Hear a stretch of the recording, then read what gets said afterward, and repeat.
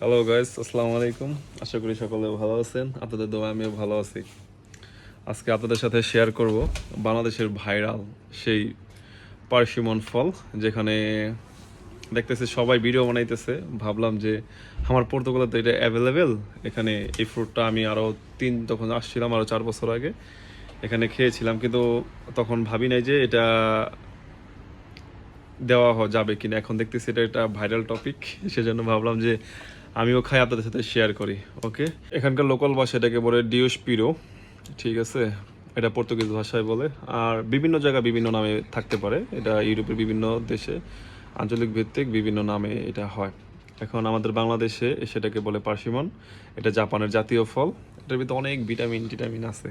ওটা আপনারা ইউটিউবে দেখে নিন কী কী আছে। এখন আমি খাবো, সেটা আপনাদের সাথে শেয়ার করতেছি। ওকে, আমার দোকানে আছে, সেজন্য দেখেন কত সুন্দর। এটার কালারটা আসলে অনেক সুন্দর। আর এটা হলো গাবের মতো বাংলাদেশে।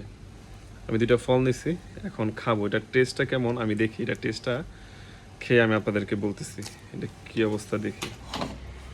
এখন কাটবো কোথায়, এটাকে কাটি। বিসমিল্লাহ। দেখছেন কালারটা কত সুন্দর। এটা অনেকে শুকলা সহ খায়, শুকলা ছাড়াও খায়। আমি যতবার খাইছি শুকলা ছাড়া খাইছি। ওয়াও, অনেক মিষ্টি, অনেক। আপনারা খাবেন, যে যে খাবেন কমেন্টস করেন, আমি পাঠাই দিব।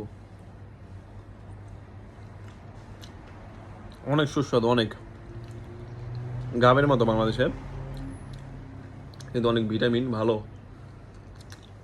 টেস্ট। ধন্যবাদ সকলকে। যারা যারা খাবেন আমাকে কমেন্টস করেন।